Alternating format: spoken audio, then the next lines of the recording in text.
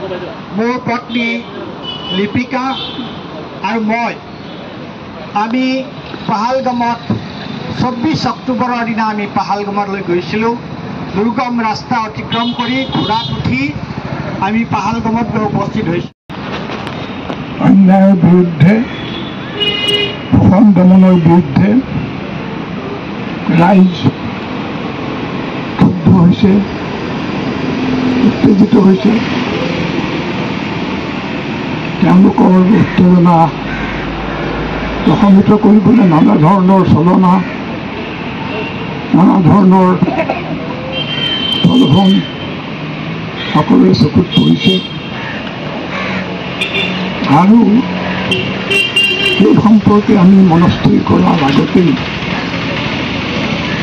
এটা অতি নৃশংস ঘটনাই সকলোৰে হৃদয় চুইছে। অতি মৰ্মান্তিক ঘটনা, সকলোৰে বিবেক জোকাৰি গৈছে। আজি সন্ত্ৰাসবাদীবিলাকে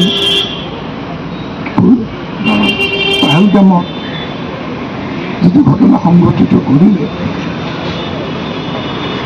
আৰু এইটো সন্দেহ নাই যে ধৰ্মীয় মৌলবাদীৰ দ্বাৰা এই কামটো হৈছে। লস্কৰী তৈবাৰ অনুগামীসকলে এই কাম কৰা বুলি তেওঁলোক লগাইছে। আৰু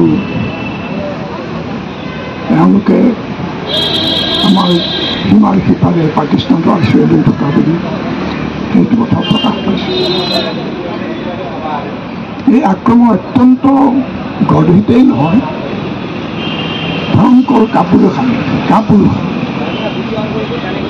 মানে ধৰক এইসকল নিৰীহ মানুহ কোনো ধৰণৰ হিংসাৰ মনোভাৱ তেওঁলোকৰ মনত নাছিল। তেওঁলোকে অৱসৰ যাপন কৰিবলৈ, কাশ্মীৰৰ সৌন্দৰ্য উপভোগ কৰিবলৈ তালৈ আহিছিল। আৰু সকলোকে আতংকিত কৰি তেওঁলোকে সন্ত্ৰাসবাদীবিলাকে 26 জনকৈ নিৰীহ মানুহ হত্যা কৰে। আৰু ইয়াৰ পৰা